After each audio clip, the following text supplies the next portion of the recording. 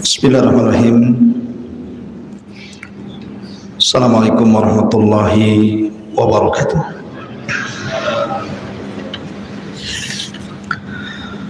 Alhamdulillah wassalatu wassalamu ala rasulillah wa ala alihi wa sahbihi wa mawalah wa la hawla wa la quwata illa billahi wa ba'du. Alhamdulillah, di malam hari ini kembali kita bisa duduk di Masjid Muhajirin. Salawat dan salam kita hadiahkan kepada Rasul kita Nabi besar Muhammad sallallahu alaihi wasallam. Lanjutkan kajian tafsir kita, masih membahas surah Al-Baqarah ayat ke 62 dan seterusnya. A'udzubillahi minasyaitonir rajim. Bismillahirrahmanirrahim. Innal ladzina amanu wal ladzina hadu wan nasara was sabiina man amana billahi wal yaumil akhir wa amila salihan falahum ajruhum inda rabbihim wala khaufun alaihim wala hum yahzanun. Wa idh akhadna mitsaqakum wa rafa'na fawqakum at-tur khudhu ma atainakum biquwwatin wadhkuru ma fihi la'allakum tattaqun. Thumma tawallaytum min ba'di dhalika falawla fadlullahi 'alaikum wa rahmatuhu lakuntum minal khasirin. Sesungguhnya orang-orang yang beriman, orang-orang Yahudi, orang-orang Nasrani, dan orang-orang Sabi'in, siapa saja di antara mereka yang beriman kepada Allah dan hari akhir dan melakukan kebajikan, mereka mendapat pahala dari Tuhannya. Tidak ada rasa takut pada mereka dan mereka tidak bersedih hati. Dan ingatlah ketika kami mengambil janji kepada kalian dan kami angkat bukit Saina di atas dirimu, seraya berfirman, pegang teguhlah apa yang telah kami berikan kepadamu dan ingatlah apa yang ada di dalamnya agar kamu bertakwa. Kemudian setelah itu kamu berpaling, maka sekiranya bukan karena karunia Allah dan rahmatnya, pastilah kamu termasuk orang-orang yang merugi. Baik. Di sini Allah Subhanahu wa taala masih berbicara tentang Bani Israel. Allah Subhanahu wa taala berfirman, innal ladzina amanu, sesungguhnya orang-orang yang beriman. Siapa orang-orang beriman di sini? Ada yang mengatakan bahwa orang-orang yang beriman dalam Al-Baqarah 62 maksudnya adalah dari kaum Ibrahim. Di zaman Ibrahim, yang beriman kepada Nabi Allah Ibrahim alaihi salatu wassalam, itulah yang tercantum dalam Al-Baqarah 62. Innal ladzina amanu. Ada juga yang mengatakan amanu di sini artinya orang-orang munafik yang mereka mengklaim beriman. Sebagaimana masyhur, bagaimana watak orang-orang munafik, zahirnya mengatakan kami beriman tapi batinnya meletakkan kekufuran. Kemudian juga Allah mengatakan walladzina hadu, dan orang-orang Yahudi. Bani Israel sebenarnya banyak, bukan Yahudi saja, karena sudah saya jelaskan nasab dari putra-putra Yakub. Ada 12 putra. Dan salah satu putranya namanya Yahuda, sehingga turunannya disebut Yahudi. Tapi karena memang Allah karuniakan kepada orang-orang Yahudi, dari turunannya rata-rata banyak yang jadi raja Bani Israel, sehingga akhirnya kabilah-kabilah yang lain dari Bani Israel tidak dikenal. Yang dikenal adalah orang-orang Yahudi. Apalagi banyak peristiwa dan kejadian yang dilakukan orang-orang Yahudi terhadap nabi-nabi mereka. dan Yahudi kemudian dianggap sebagai sebuah agama. Diutus kepada mereka Musa dan diturunkan kepada mereka Taurat. Walladhi wan nasara, dan orang-orang Nasrani. Orang Nasrani itu Nasara. Kenapa disebut Nasara? Karena linusratihim li Isa bin Maryam, karena mereka menasabkan diri para pembela Isa. Makanya mereka disebut dalam Al-Quran ketika bicara tentang pengikut Nabi Isa, mereka mengatakan nahnu ansarullah. Makanya kemudian dinisbatkan kepada mereka kalimat Nasrani. Ada juga mereka disebut Nasara. Was-Sabi'in, adapun orang-orang Sabi'in, As-Sabi dalam bahasa Arab itu disebut isim mangkus seperti Al-Qadi, As-Sabi gitu ya. Dan asal kalimat As-Sabi itu artinya khuruj, keluar, karena As-Sabi ini agamanya tidak jelas. Jadi keluar dari agama satu masuk ke agama yang lain, kemudian keluar lagi cari lagi agama lain. Jadi keluar masuk agama. Jadi intinya tidak beragama gitu ya. Ada juga yang mengatakan bahwa Sabi ini mengumpulkan pemahaman-pemahaman dari semua agama dijadikan satu. Mungkin kalau sekarang liberal gitu ya, semua agama diambil semuanya. Ada juga yang mengatakan As-Sabi'in ini bagian daripada ahli kitab, sebagaimana pendapat Abu Hanifah rahimahullahu ta'ala. Dan ada juga yang mengatakan As-Sabi'atu artinya pengikut Nabi Allah Yahya. Tetapi apakah orang yang beriman di zaman Nabi Ibrahim, ataukah orang-orang Yahudi, Nasrani ataupun As-Sabi'in, kalau mereka tidak beriman kepada Allah Azza wa Jal, percuma. Makanya Allah mengatakan man amana billahi wal yaumil akhir. Kalau seandainya mereka-mereka ini mau beriman kepada Allah Subhanahu wa ta'ala, mengikuti nabi-nabi yang diutus kepada mereka dan hari akhir, falahum ajruhum inda rabbihim, mereka dapat pahala. Dan kalau seandainya mereka tidak beriman, lalu apa penasaban mereka kepada agama-agama di zamannya?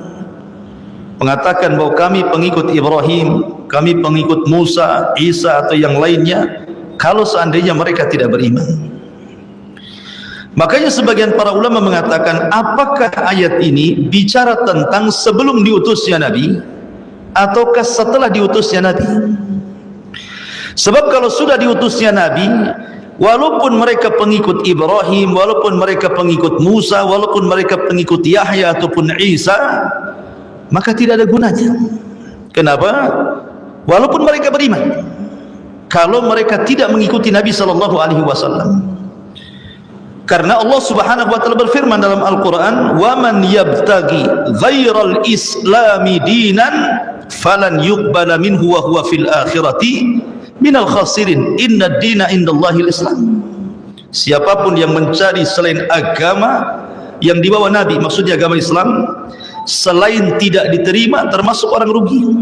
Karena agama yang diridhoi satu-satunya hanyalah Islam. Bagi ulama yang membawa ayat ini dihapus dengan waman yabtaghi ghairil islami dina, berarti tidak ada gunanya mereka beriman kepada agamanya mereka masing-masing. Tapi kalau ayat ini dibawa kepada sebelum Nabi, mungkin. Karena bagaimanapun sebagian ulama mengatakan bahwa ini Allah Subhanahu wa ta'ala membuat tartib zamani, tartib sesuai dengan zaman. Artinya orang-orang di masa Ibrahim yang beriman kepada Ibrahim, maka mereka orang yang paling mulia di zamannya. Orang-orang Yahudi yang beriman kepada Musa, mereka orang yang paling mulia di zamannya. Orang yang beriman kepada Isa atau kepada Yahya, Nasrani atau Sabi'in, maka orang yang paling mulia di zamannya. Itu kalau mengikuti tafsiran bahwa ayat ini terjadi sebelum diutusnya Nabi SAW. Tapi kalau sudah diutusnya Nabi, maka keimanan mereka tidak ada gunanya. Karena Rasul mengatakan dalam sebuah hadis, la yasma'u bi yahudiyun wala nasraniyun. Tidak satupun Yahudi dan Nasrani yang mendengar kedatanganku summa lam yu'min bi, kemudian tidak beriman kepadaku, kanat min ashabil jannah, kanat min ashabi jahannam, maka mereka termasuk orang-orang yang akan masuk neraka jahannam. Jadi enggak ada cerita.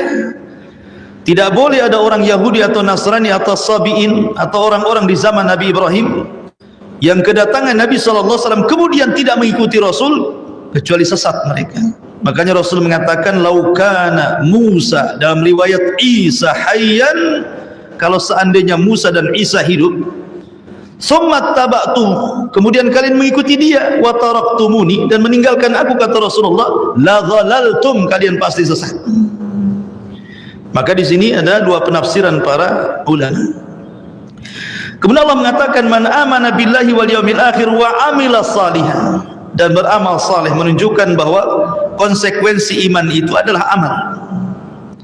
Kemudian falahum ajruhum inda rabbihim wala khaufun alaihim wala hum yahzanun, maka pahalanya akan diberikan kepada Rabb mereka, tidak ada rasa takut pada mereka, dan mereka pun tidak akan bersedih hati. Kemudian Allah mengatakan, wa id akhadna mitsaqakum, dan ingatlah ketika kami mengambil janji kepada kalian. Jadi Nabi Musa ini masih di Ardutih, peristiwanya masih di negeri Linglung. Jadi ketika Musa alaihi salatu wassalam berada di negeri Tih itu, mereka kan tidak bisa keluar dari situ selama 40 tahun. Secara otomatis harus ada undang-undang yang mengatur Bani Israel ini, karena 40 tahun bukan waktu yang singkat, waktu yang lama. Kalau tidak ada undang-undang bagi mereka, kacau kehidupan masyarakat. Akhirnya kemudian mereka pun meminta undang-undang kepada Musa. Maka Musa berdoa kepada Allah Subhanahu wa taala. Dari situlah Musa alaihi salatu wassalam membawa nuqabah, orang-orang pilihan yang jumlahnya 12 orang itu, diajak oleh Musa untuk mengambil Taurat. Di mana? Di Bukit Saina. Berangkatlah 12 orang pilihan bersama Musa alaihi salatu wassalam. Kemudian Musa berangkat duluan, dan 12 orang pilihan ini belakangan. Singkat cerita, maka Musa alaihi salatu wassalam pun kemudian berjumpa dengan Allah dan berdialog dengan Allah. Kemudian Allah mewahyukan kepada Musa dengan memandatkan Taurat. Dan ini kitab yang sangat masyhur dari kitab-kitab Bani Israel. Itu mukjizatnya Nabi Musa. Karena Allah Subhanahu wa taala menurunkan kitab-kitab langit diawali dengan suhuf. Tidak ada namanya, hanya suhuf saja. Suhuf itu artinya lembaran-lembaran. Sebagiannya diberikan kepada Syith, kepada Idris, kepada Ibrahim, gitu ya. Maka Musa alaihi salatu wassalam dianugerahkan Taurat, dan dalam bahasa mereka disebut perjanjian lama. Adapun Injil berbeda dengan Taurat. Ada yang mengatakan Taurat itu lebih sempurna dari segi ahkam, penjelasan hukum-hukum, dibandingkan Injil. Karena Injil sendiri ditulis bukan oleh Nabi Isa, tapi Isa mengajarkan kepada murid-muridnya sebelum diangkat ke langit. Kemudian murid-muridnya ini menyebar untuk mendakwahkan syariat Isa. Maka muncullah beberapa Injil yang ditulis oleh murid-muridnya. Di sana ada Lukas, di sana ada Matta, di sana ada Yohanna, macam-macam, ada 4 Injil. Sehingga kemudian berbeda penjelasan satu Injil dengan yang lainnya, karena ini kan berasal dari murid-murid yang berbeda. Ya, jadi Isa punya murid-murid, masing-masing muridnya nulis Injil, gitu ya. Mereka menulis apa yang mereka dapati dari wejangan-wejangan Isa bin Maryam sebelum Isa diangkat ke langit. Sehingga akhirnya banyak perbedaan antara Yohanna, kemudian Lukas, kemudian Matta, kemudian yang lainnya. Dari situlah kemudian banyak terjadi penyimpangan, terutama setelah berlalu 200-300 tahun setelah wafatnya Isa bin Maryam. Banyak kemudian orang-orang Yahudi merusak ajaran Nasrani. Akhirnya muncul pemahaman Isa Tuhan lah, Isa anak Tuhan lah, Isa satu di antara 3 Tuhan, macam-macam pemahaman mereka. Intinya bahwa Allah Subhanahu wa taala anugerahkan kepada Isa Taurat. Taurat ini satu-satunya kitab yang dicatat langsung oleh tangan Allah Azza wa Jalla dalam lauh sebuah papan. Akhirnya kemudian Musa membawa Taurat itu. Rupanya ketika di perjalanan Allah sudah ngasih tahu bahwa kaumnya itu sesat, disesatkan oleh orang namanya Samiri. Ketika Samiri membuat anak patung sapi, akhirnya 70.000 murtad menyembah patung anak sapi. Ditinggal 40 malam bisa murtad tuh. Dan di akhir zaman bukan 40 malam saja kata Rasulullah. Nanti di akhir zaman itu ada orang yang pagi hari mukmin, malam hari sudah kufur. Malam hari mukmin, pagi hari sudah kufur. Mereka berani menjual agama mereka dengan dunia yang sangat murah kata Nabi. Lebih cepat lagi nanti umat Muhammad itu kufurnya ya. Karena pagi beriman, malam sudah kufur. Ini masih mendingan 40 malam kan. Dan itu terjadi di akhir zaman kata Nabi SAW. Intinya sesampainya Musa alaihi salatu wassalam dengan papan Taurat itu melihat kondisi Bani Israel sudah murtad, marah Musa sampai kemudian papan Taurat itu dibanting. Kemudian akhirnya pecah. Sehingga akhirnya kemudian ketika dirangkai, sehingga banyak yang kemudian ya mungkin kalau kita katakan ini lembaran nih berkecai kemudian ditumpuk-tumpuk, akhirnya halamannya berbeda-beda jadinya. Sejak itulah penyimpangan Bani Israel kepada Taurat. Ma'asyiral muslimin yang dimuliakan Allah Azza wa Jalla. Nah di sini Allah Subhanahu wa taala mengatakan wa id akhadna mitsaqakum, dan ingatlah ketika kami mengambil janji kamu dan kami angkat kepada kalian bukit Tur. Wa rafa'na fawqakumut Tur. Kenapa Allah angkat bukit Tur? Karena ketika Nabi Musa alaihi salatu wassalam melihat kemurtadan mereka, akhirnya mereka pun dinasihati Nabi Musa alaihi salatu wassalam suruh bertobat, tetapi mereka enggan tobat. Ketika mereka enggan tobat itulah maka Allah Subhanahu wa taala mengancam dengan mengangkatkan satu bukit di atas kepala mereka. Ada yang mengatakan Tur itu satu bukit namanya Tur. Ada juga yang mengatakan ya semua gunung di zaman itu disebut Tur. Ya gunung-gunung terdekat lah gitu ya. Kemudian diangkat, diletakkan kepala mereka. Sebagian ulama tafsir mengatakan ketika gunung itu baru saja terangkat gitu ya, maka mereka langsung tobat dan sujud. Cuman sujud mereka tidak sempurna. Jadi sambil sujud ngelirik ke langit gitu ya. Gini sujudnya. Sujudnya bukan kalau kita kan betul-betul sujud. Sujud mereka sambil begini gitu, tengok bukit di atas. Maka sampai sekarang orang Yahudi tidak benar sujudnya. Karena pendahulu mereka seperti itu sujudnya. Ya. Kenapa mereka sujud langsung tobat gitu sambil melirik ke atas gitu ya?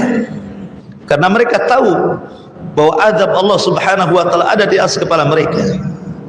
Dari sini Musa alaihi salatu wassalam memaksa mereka dengan bahasa kita ini, mau ikut Taurat, mau ikut undang-undang Taurat, ataukah bukit yang di atas kepala kalian dilemparkan kepada kepala-kepala kalian.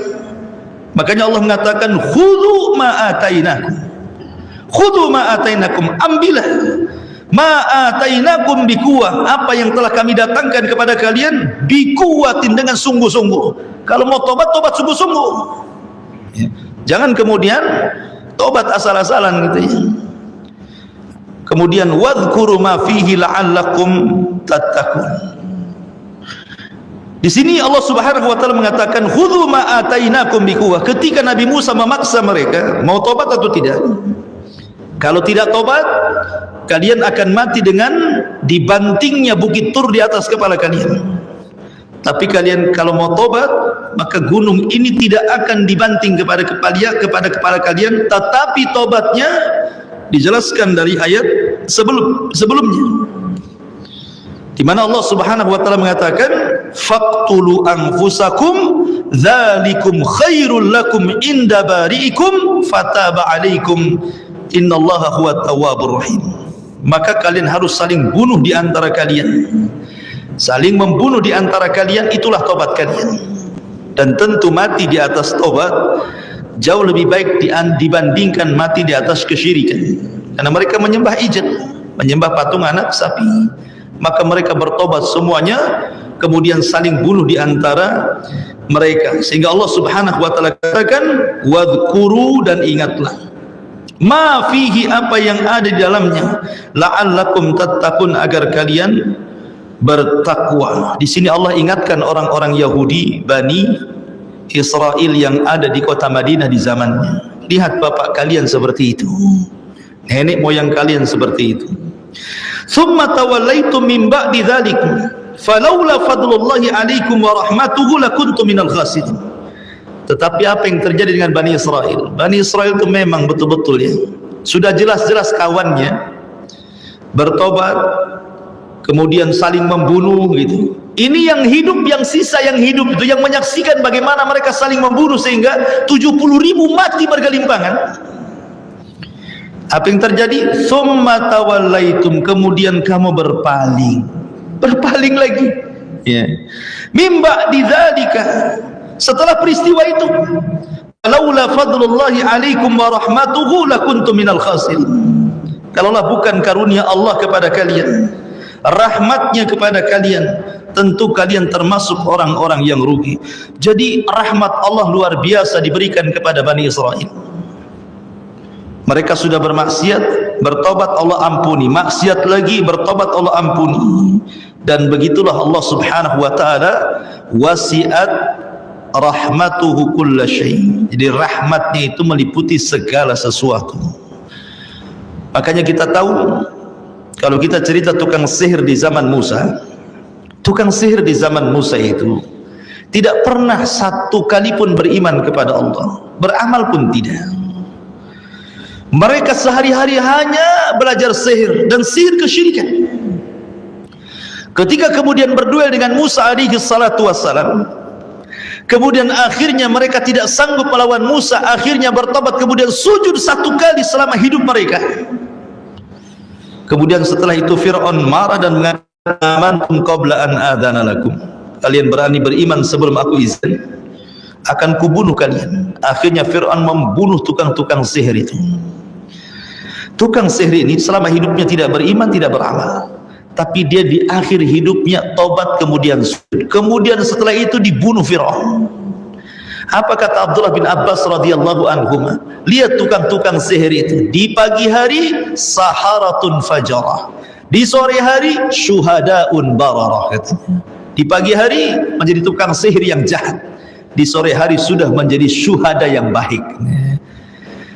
Dan Allah masukkan mereka ke dalam surga. Kenapa Allah mereka masukkan? Itu menunjukkan rahmat karunia Allah Azza wa Jalla. Dari sini ada pelajaran, la taqnatu min rahmatillah, jangan putus asa dari rahmat Allah Subhanahu wa ta'ala.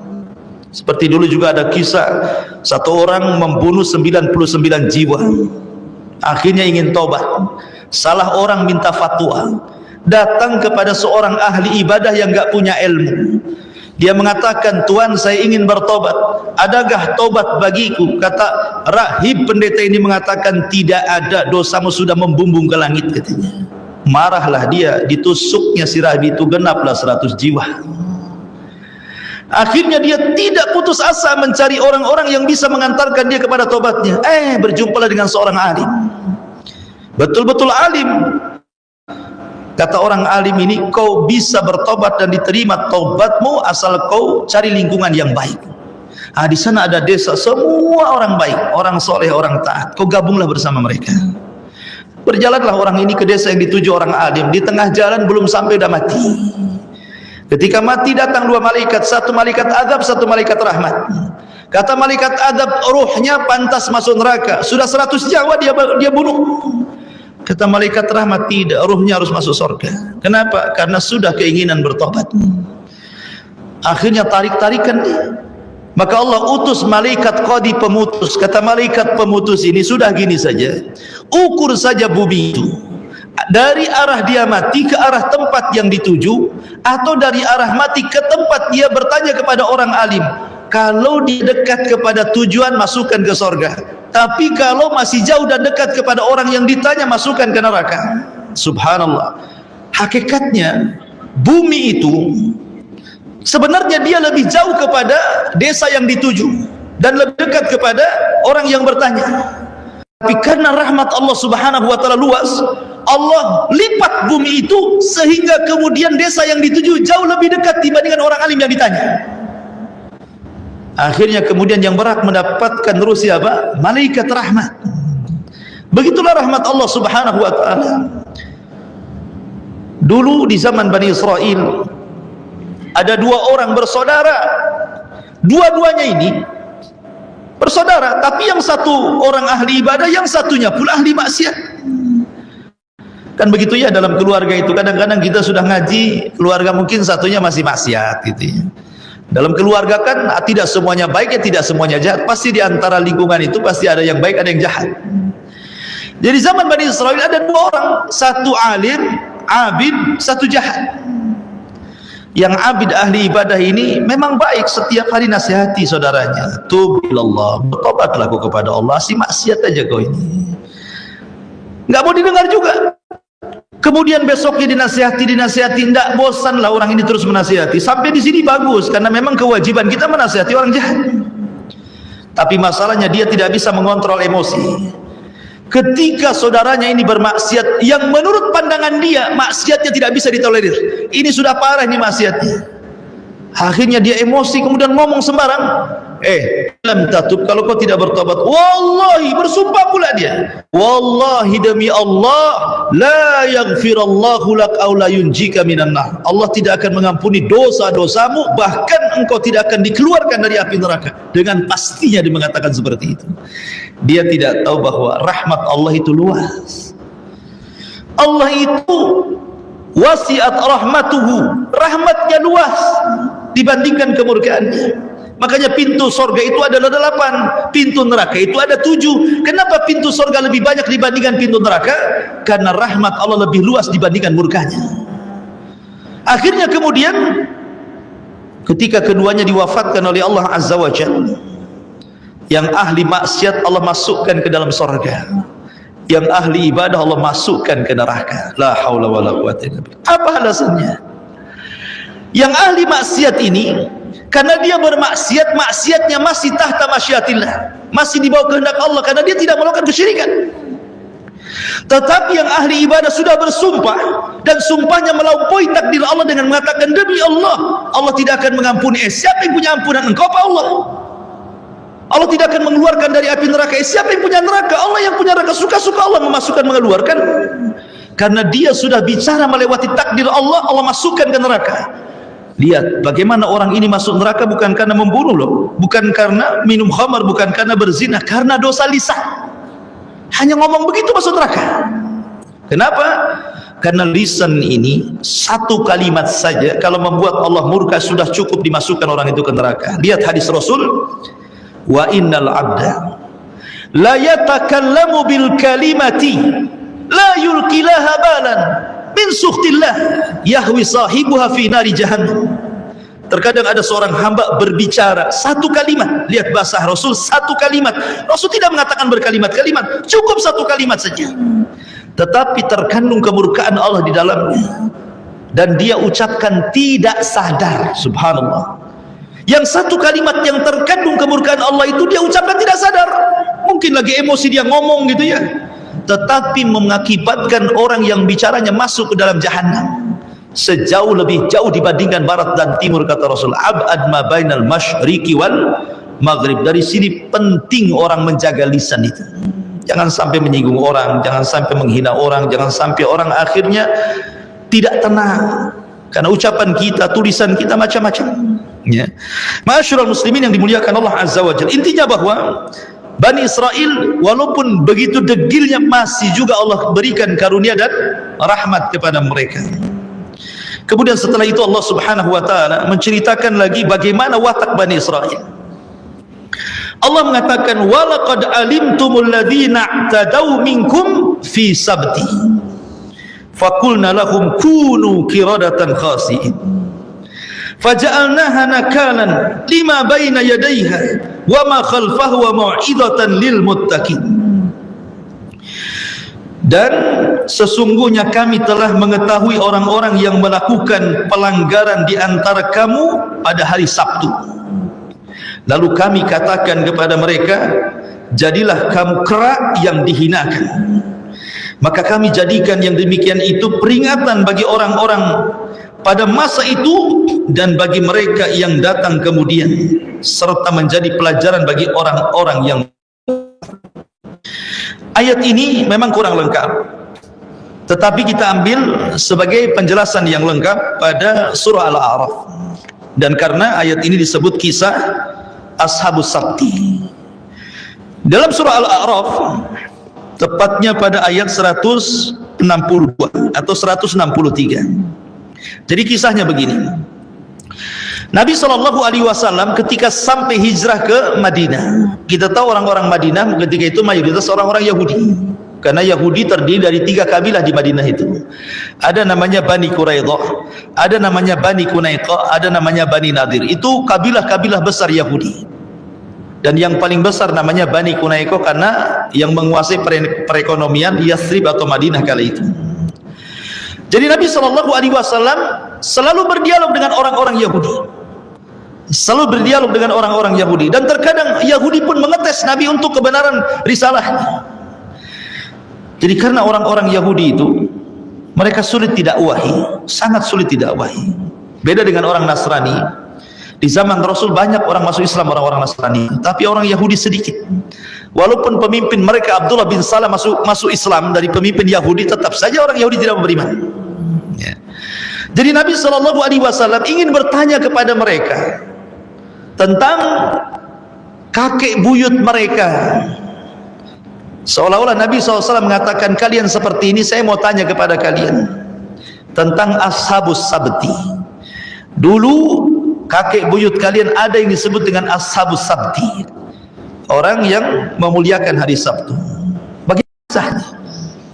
Makanya Allah Subhanahu wa taala mengatakan dalam surah Al-A'raf ayat 123, Allah mengatakan was'alhum 'anil qaryati allati kanat hadiratal bahri. Tanyakan wahai Muhammad kepada mereka orang-orang Yahudi Madinah itu tentang sebuah negeri yang terletak di dekat lautan.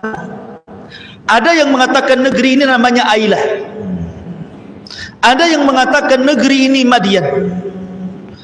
Tapi yang jelas bahwa nama tidak penting. Kalau memang penting tentu disebutkan dalam Al-Quran, karena Quran itu mengambil ibrah dan pelajaran. Cuman ahli tafsir ada yang mengatakan tempat yang dimaksud itu adalah Ailah, dan ada yang mengatakan Madian. Ada satu perkampungan nelayan memang hidup di tepian lautan. Orang-orang Yahudi semuanya di situ. Kemudian Allah mengatakan, "Id ya'duna fi sabti, id ta'tihim khitanuhum yawma sabtihim surra'an, wa yawma la yasbituna la ta'tihim." Apa yang terjadi?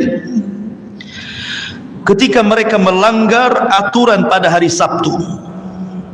Begini ya, Allah Subhanahu wa taala sebenarnya sudah menawarkan kepada Yahudi atau Nasrani satu hari yang disebut dengan hari sakral, di mana mereka satu hari itu diperuntukkan untuk beribadah, tidak boleh untuk dunia.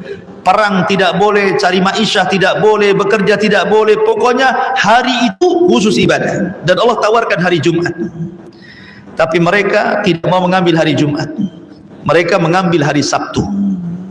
Kemudian Nasrani mengambil hari Ahad, dan Allah pilihkan Islam hari Jumat. Jadi Allah yang memilihkan Jumat kepada kita.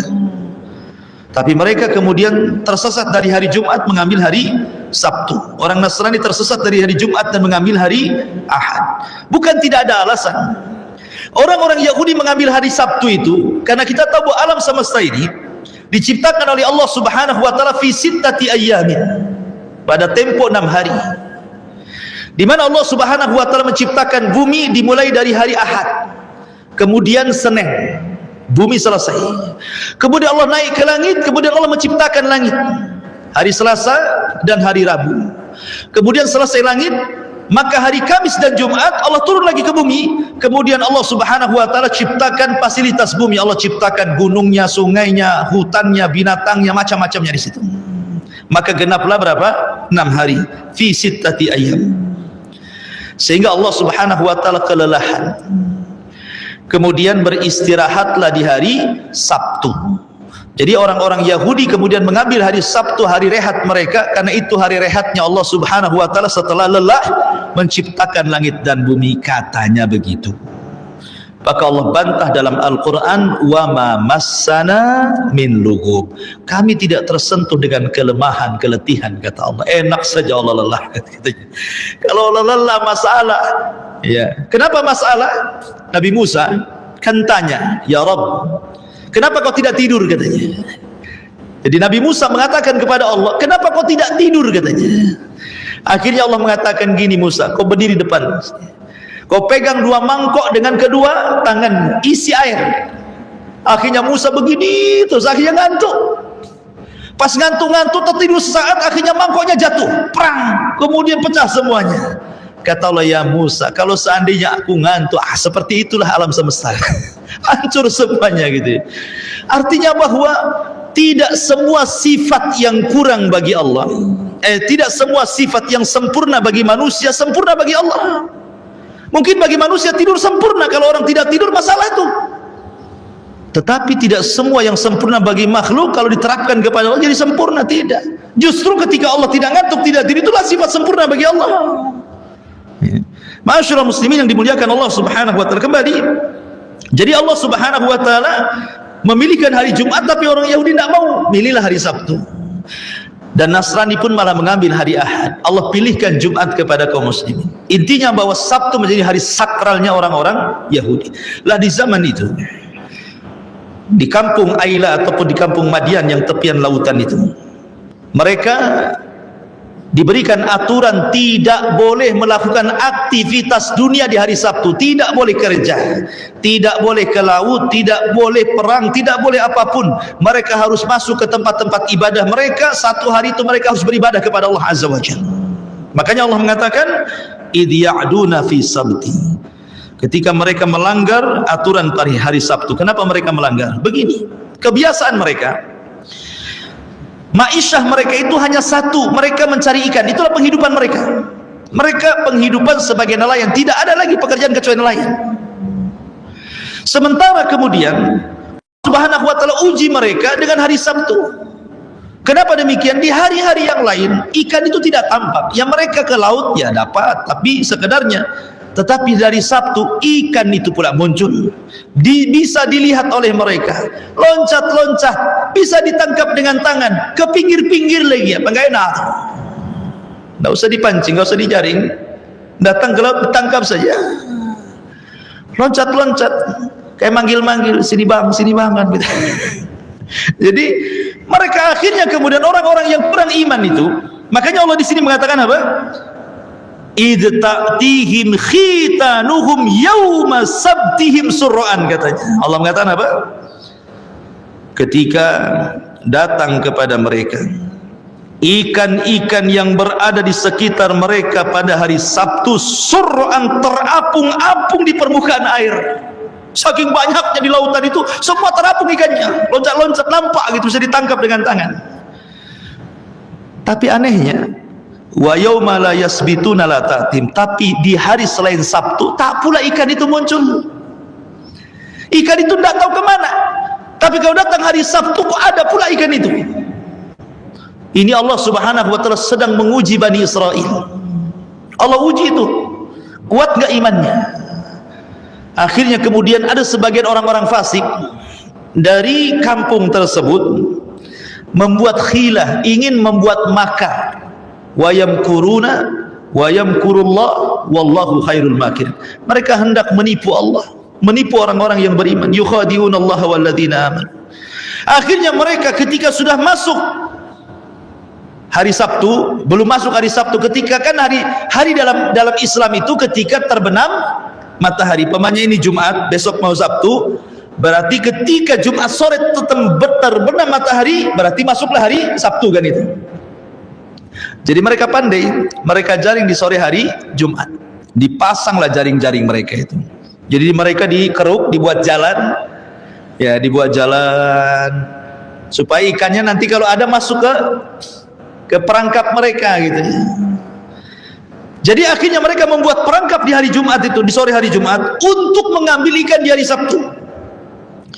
Kemudian mereka pun memanennya hari Ahad. Mereka mengatakan kami tidak ngambil ikan di hari Sabtu, cuman mereka pasang jaring di hari Jumat untuk ikan di hari Sabtu ditangkapnya hari Ahad, kan itu. Yukhadi'unallaha walladzina amanu. Mereka hendak menipu Allah. Ya. Akhirnya kemudian segelintir orang ini kok nggak ada masalah, maksudnya tidak ada azab kepada mereka, mulailah diikuti oleh kawan-kawannya, jadilah banyak. Buat kayak gitu semua satu kampung itu, kecuali orang-orang yang dirahmati dan beriman kepada Allah Azza wa Jalla.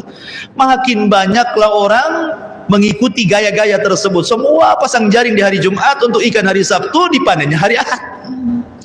Ketika kemudian lama mereka melakukan seperti dan mereka mendapatkan kesenangan dari situ, mereka menganggap kan ikan yang kita ambil kan hari Sabtu, itu ikan hari Sabtu.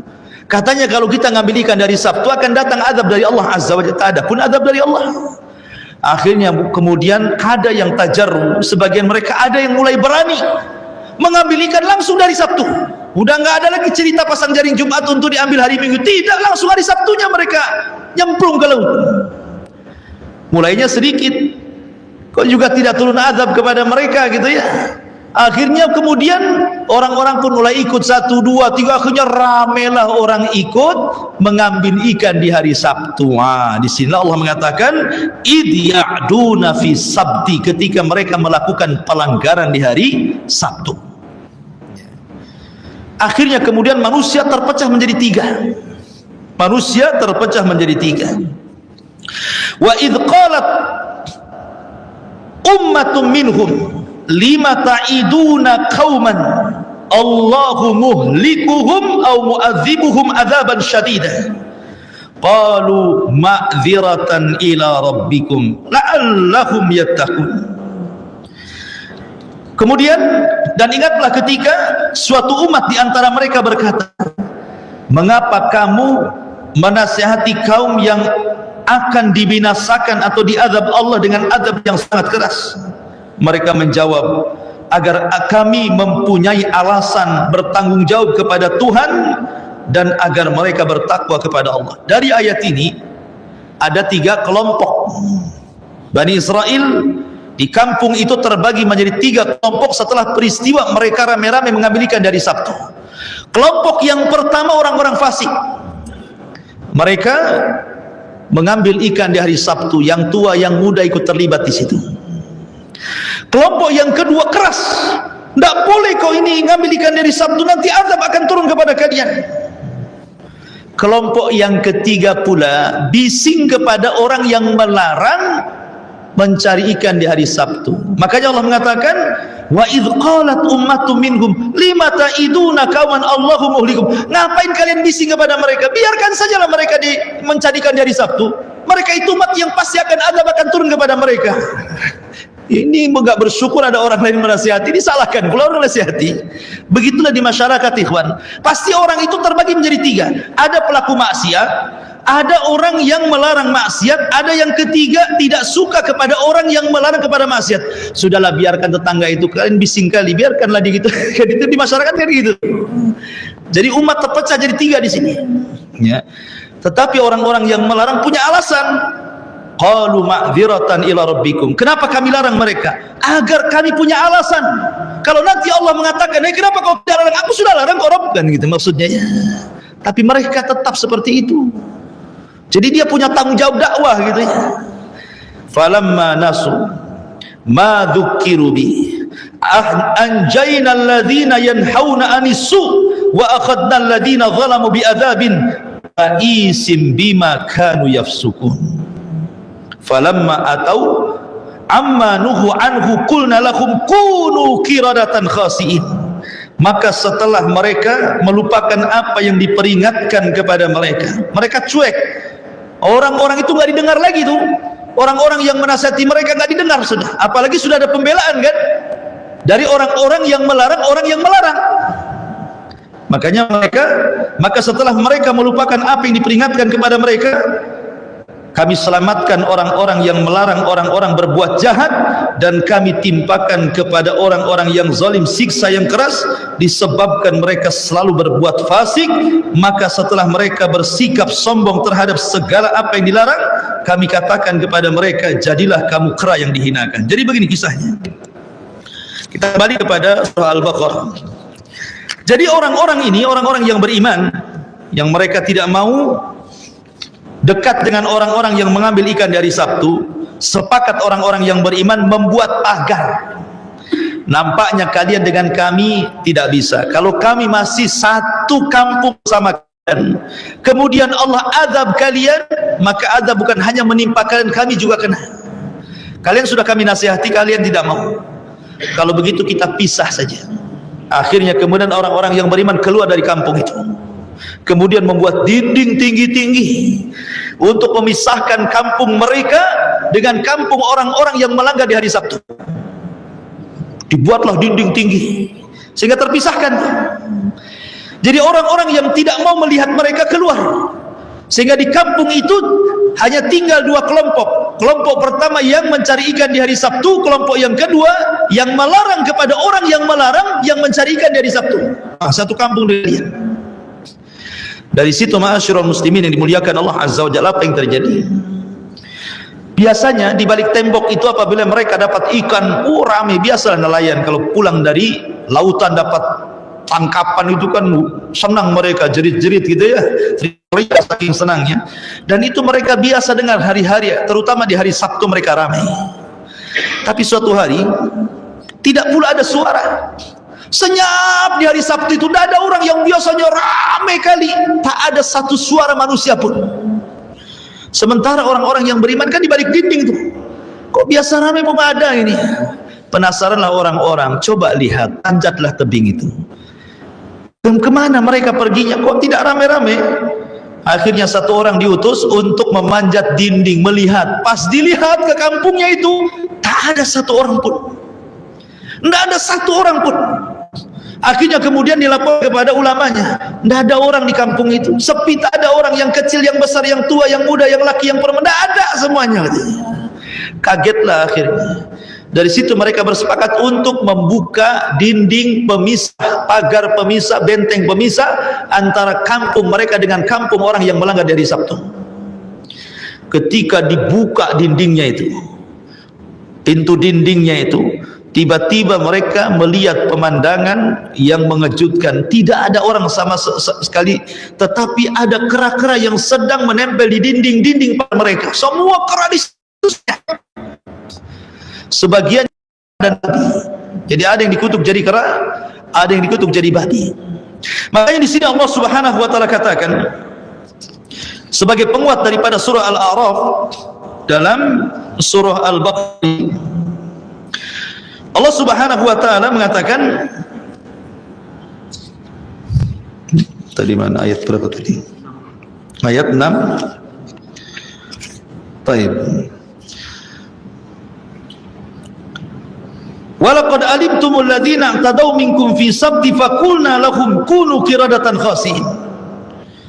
Maka kami jadikan, dan sungguh kami telah mengetahui orang-orang yang melakukan pelanggaran di antara mereka di hari Sabtu. Maka kami katakan kepada mereka, jadilah kalian kera-kera yang dihinakan. Maka kami jadikan yang demikian itu nakalan, peringatan, lima baina yadaihi wa ma khalfaha, bagi orang-orang yang ada pada masa itu, bagi orang-orang yang akan datang kemudian, wa mau'idatan lil muttaqin, dan juga bagi pelajaran yang bisa diambil orang-orang yang bertakwa jauh setelah peristiwa itu. Jadi ketika kemudian mereka orang yang beriman membuka gerbang itu, ternyata diambil pemandangan yang luar biasa, mereka menjadi keras semuanya, dan sebagian mereka jadi babi. Sebagian para ulama mengatakan bahwa yang muda-muda semua dikutuk jadi keras, dan yang babi itu yang tua-tua. Jadi yang tua dikutuk jadi babi, yang muda-muda dikutuk jadi kera. Ada yang mengatakan seperti itu. Ada yang mengatakan bahwa orang-orang yang mengambil ikan di hari Sabtu itu dikutuk jadi kera. Kemudian yang kedua, orang yang memperingatkan orang yang melanggar di hari Sabtu dikutuk jadi babi. Ya kan? Kenapa? Karena dia tidak melakukan inkar kemungkaran, malah melarang kepada orang yang mengingkari kemungkaran kan. Sudahlah, jangan kau bising kepada mereka. Ini kan seolah-olah menghalangi kan orang yang sedang mengingkari sebuah kemungkaran. Akhirnya mereka terkena kutuk juga. Makanya Allah mengatakan wattaqu fitnatan la tusibannal ladzina zalamu khassah. Takutlah kepada fitnah yang kalau Allah timpakan bukan hanya orang zalim yang kena, orang baik pun terkena imbasnya di situ. Kalau tidak ada keingkaran kepada mungkar. Ya. Makanya bahaya membiarkan kemungkaran itu. Mereka pun terseret akhirnya. Ada yang mengatakan mereka tidak lama usianya, ketika mereka sudah dikutuk, sebagian jadi keras, sebagian jadi babi, dalam tempo sesingkat-singkatnya kurang lebih 3 hari Allah binasakan semuanya. Allah bisa binasakan semuanya. Makanya kalau kita menyinggung orang-orang Yahudi, kita katakan apa? Ikhwanu qiradata wal khanazir. Orang-orang Yahudi itu saudara dari yang dikutuk menjadi kera dan babi. Biasanya kan seperti itu, kalau orang-orang Yahudi itu kita katakan apa? Ikhwanu qiradata wal khanazir katanya. Mereka saudara orang-orang yang dikutuk jadi kera dan babi. Pada kisah Ashabus Sabti di sini. Ya. Tetapi walaupun demikian sudah jelas-jelas kan mereka dikutuk jadi babi, dan orang-orang Bani Israel yang beriman melihat, kemudian mereka pun akhirnya selamat dari kutukan itu, kemudian mereka hidup di tempat lain, muncul lagi pelanggaran dari mereka. Nah, begitulah Bani Israel gitu ya. Jadi ada saja pelanggarannya, turun azab, tobat, lakukan pelanggaran lagi, tobat lagi, diterima, buat pelanggaran lagi. Begitulah Bani Israel. Makanya dalam surah Al-Baqarah paling banyak kisah-kisah pelanggaran Bani Israel, padahal Allah sudah anugerahkan nikmat yang begitu banyak kepada mereka. Seperti nanti setelahnya kita akan berkisah tentang kisah Baqarah Bani Israil. Wa idh qala Musa liqaumihi innallaha ya'murukum an tadbahu baqarah. Bagaimana kisah Baqarah, sapi betina Bani Israel? Allah kita lanjutkan di minggu depan. Wallahu alam. Sebelum saya tutup, silakan kalau ada yang bertanya. Fadhal. Kalau saya hafal. Silakan.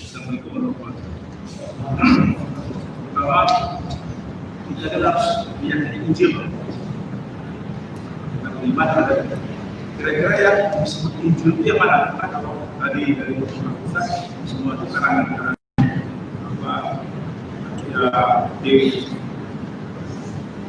Terus yang benar itu apa memang pernah ada? Yang kedua, saya sering ngomong Israel cerita. Nah, ini ada motif yang setelah kita cari dari yang ada, apakah itu Israel tidak ada ini? Seperti cuma kemarin ada diceritakan ketika putri Rasulullah SAW di kubur, ada suara dari kubur. Itu sebenarnya tidak ada kaki Israel atau yang kanan putih. Itu di zaman Nabi. Setelah Nabi lah kan, ketika Fatimah wafat. Iya kan di zaman Nabi. Berarti Israel lihat, lah kan Israel kan cerita umat dulu. Itu bisa saja hadis tidak jelas atau karang-karang. Taib. Yang ketiga, tadi Pak Duta, kita bagaimana menyampaikan kritik. Di WA kan sering Pak, pemerintah tidak kritik. Ada yang tidak jadi apa? Padahal kita tahu ada tindakan pemerintah tidak memang begitu, dan ada kesalahan. Kita yang disalahkan. Itu apa kasih penaikan? Taib. Alhamdulillah. Bicara tentang Injil, kita harus pahami bahwa Nabi Isa bin Maryam diturunkan kepada dia Injil. Kemudian Injil ini diajarkan kepada murid-muridnya. Kemudian murid-muridnya mengarang lagi. Jadi banyaklah Injil itu. Ya, jadilah muncul Injil Yohanna, Markus, Matta gitu ya. Ada lagi, Injil itu sebenarnya banyak, ada 40 lebih. Itu kan yang disepakati 4. Tapi yang lainnya kan diperselisihkan. Tetapi Isa diturunkan Injil kepada dia. Masalahnya, apa yang diajarkan murid-muridnya Isa bin Maryam kepada orang-orang Nasrani, itulah ajaran yang benar dari Isa. Makanya penyimpangan Nasrani kepada Injil itu setelah 200, ada yang mengatakan 300 tahun setelahnya. Baru kemudian terjadi penyimpangan. Sebelumnya mereka mengikuti Isa bin Maryam. Tapi tidak semua orang Nasrani menyimpang. Ada juga orang yang bertauhid. Di zaman Rasulullah ada namanya Waraqah bin Naufal. Masih bagus Nasraninya gitu ya. Tidak semua, masing-masing agama kan ada yang mentauhidkan Allah, ada yang menyimpang. Islam juga sama. Zaman sekarang ada orang Islam tapi datang ke kuburan, datang ke dukun, datang ke tempat-tempat keramat. Ya ada juga yang mentauhidkan Allah. Semua agama itu pasti ada yang mentauhidkan, ada yang menyimpang kan begitu. Tidak semua, banyak juga orang yang baik. Tetapi Anda harus bedakan antara Taurat, Injil dan Quran. Ada yang mengatakan bahwa Taurat tidak bisa memansuh Injil tidak bisa memansuh Taurat, atau Taurat menghukumi Injil, tidak. Tapi beda dengan Al-Quran. Quran itu disebut muhaiminah, menghukumi Injil dan Taurat. Makanya memansuh kedua buku itu, kedua kitab itu setelah datangnya Quran tidak boleh lagi digunakan. Tetapi kalau Injil dengan Taurat tidak.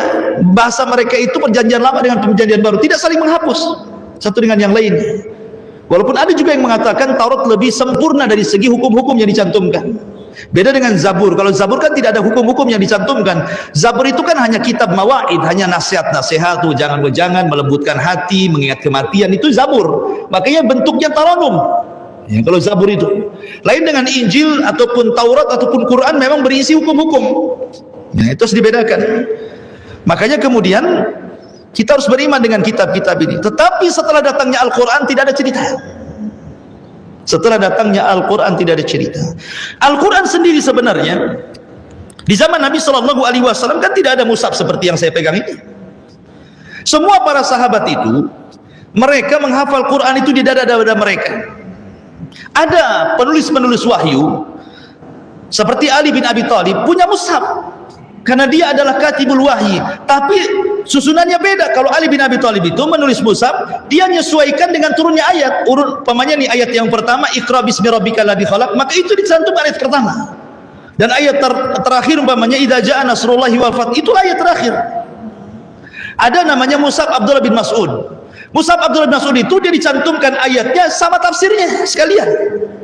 Jadi ayatnya tafsirnya juga di sini ditulis. Itu namanya mushaf Abdullah bin Mas'ud. Ada namanya mushaf Ubay bin Ka'ab yang tartibnya sama dengan tartib yang kita baca kan gitu ya. Dan beberapa sahabat yang disebut dengan penulis wahyu.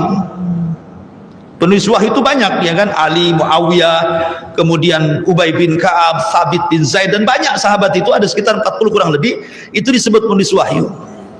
Tetapi kan tidak ada pegangan satu mushaf karena masing-masing sahabat itu punya catatan sendiri-sendiri. Tidak ada yang bisa dipegang oleh sahabat, kesepakatan bahwa punya Ali yang harus dipegang, punya Ubay harus dipegang, tidak ada. Baru di zaman Umar radhiyallahu anhu, ketika Abu Bakar Siddiq radhiyallahu anhu memerangi orang-orang murtad di perang Yamamah, banyak hufadzul Quran mati di situ. Sehingga Umar ada kekhawatiran kalau seandainya tidak ada para penghafal Quran karena sudah mati semuanya, maka Quran akan ditinggalkan dan tidak akan jadi perhatian kaum muslimin ketika para penghafal Quran itu gugur. Makanya Umar datang kepada Abu Bakar, ya Abu Bakar, tolonglah kumpulkan mushaf itu dari para penulis wahyu itu supaya jangan hilang. Akhirnya Abu Bakar nggak mau pada awalnya, tapi kemudian Allah bukakan hati Abu Bakar. Akhirnya kemudian dikumpulkan para penulis wahyu, diminta mana catatan-catatan kalian, maka dikumpulkan jadi satu di era Abu Bakar, tapi bukan jadi rujukan, hanya ditaruh gitu saja. Kemudian di masa Umar karena masih ada para penghafal Quran, tetap ditaruh juga. Di masa Umar meninggal, ditaruh juga di rumah Hafsah. Baru di era Utsman bin Affan, Utsman ini satu-satunya khalifah yang menyeberangkan pasukan lewat lautan. Di zaman Abu Bakar Umar nggak ada pasukan lewat lautan itu, semua jalan darat. Karena Umar khawatir kondisi lautan begitu dahsyatnya kan. Tapi Muawiyah memaksa di zaman Utsman, akhirnya diberangkatkan juga. Sampailah terjadi perjebruan di zaman Utsman kepada Armenia, ke daratan Irak sana, dipimpin Hudzaifah bin Yaman. Terjadilah khilaf qiraah. Khilaf qiraah ini cemana nih? Yang ini mengatakan innallaha huwal ghaniyul hamid, yang mengatakan enggak ada huanya, langsung ghaniyul hamid. Macam-macam, akhirnya melemahkan pasukan. Tetapi ujung-ujungnya Allah menangkan peperangan itu. Sampailah berita ini dilaporkan Hudzaifah kepada Utsman. Ya Utsman, sahabat khilaf masalah qiraah. Kamu harus melihat kondisi mereka, jangan sampai mereka berselisih seperti orang-orang Yahudi Nasrani berselisih gitu. Akhirnya kemudian Utsman pun membuat aturan, panggil 4 orang, 3 sahabat 1 tabi'in. Dipanggillah Zaid ibn Thabit, dipanggillah Abdullah ibn Zubair, Abdurrahman ibn As, dan beberapa, pokoknya 3 orang dari sahabat, 1 orang dari tabi'in. Kemudian kata Utsman, ambil mushaf yang ada di Hafsah, salin.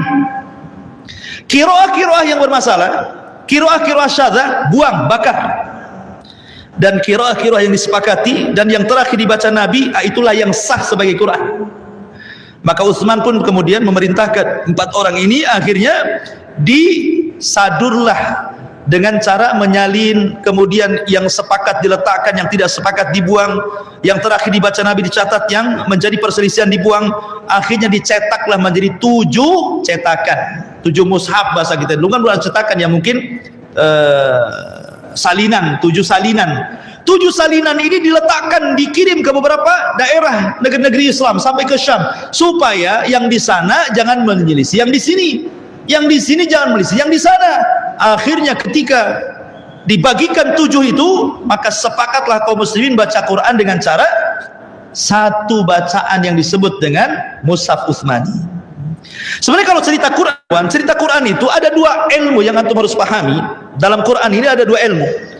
Yang pertama namanya ilmu rasmi, yang kedua namanya ilmu qiraati.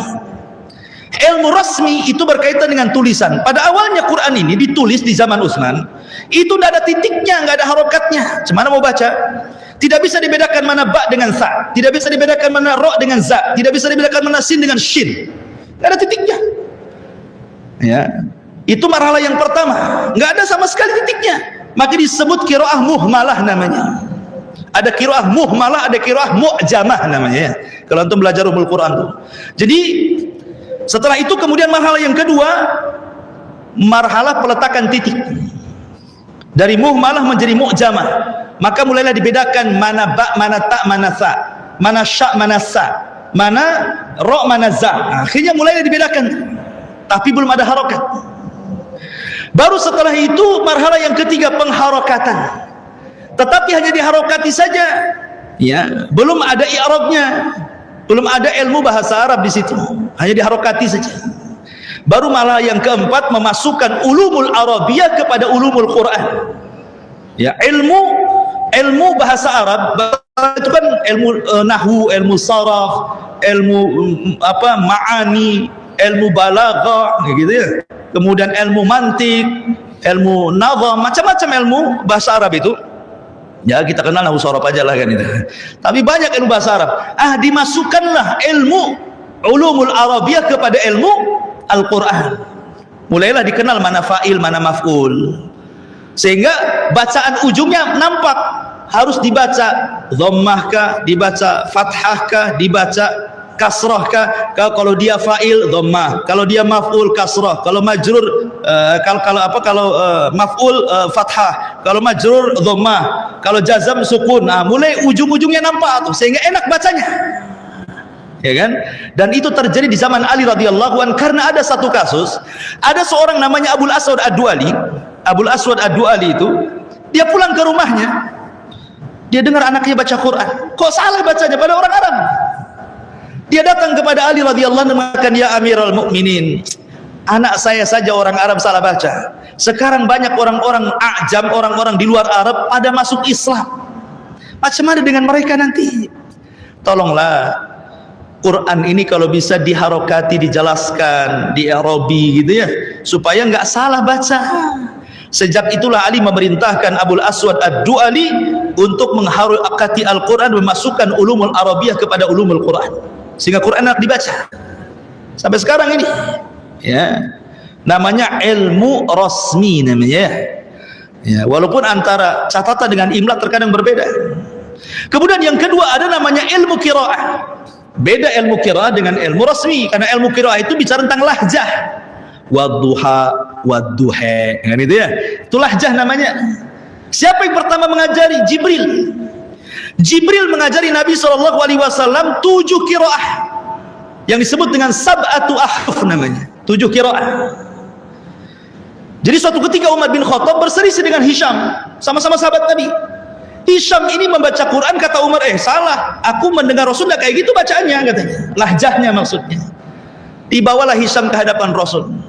Kata Umar, ya Rasulullah, Hisham membaca bacaan berbeda yang aku dengar dari dirimu. Kata Rasul, oke, Hisham baca Quran. Hisham pun baca Quran. Kata Rasulullah, itulah qiraah yang diajarkan Jibril kepada aku.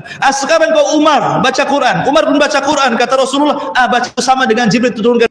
Kemudian Rasul mengatakan, Jibril mengajarkan qiraah kepadaku sab'atu ahrufin, 7 lahjah. Makanya disebut ada 7 qiraah. Qiraatus sab'ah namanya. Kemudian dengan berlalunya waktu, ya kan, akhirnya datanglah para ulama qiraah beristihad menjadi 10 disebut qiraatu asyara. Itu setelahnya tapi ya. Tetapi Jibril hanya mengajarkan kepada Rasul hanya qiraah sab'ah saja. Itu namanya ilmu qiraah ya. Jadi ada ilmu rasmi, ada ilmu qiraah. Jadi kita belajar pula usul Quran ya. Padahal ini di pesantren yang begini-begini ya. Mudah-mudahan manfaatnya lah. Sudah jam 9. Saya kira cukup. Subhanallah bihamdika asyhadu an la ilaha illa anta astaghfiruka wa atubu ilaik. Allahu ta'ala. Assalamualaikum warahmatullahi wabarakatuh.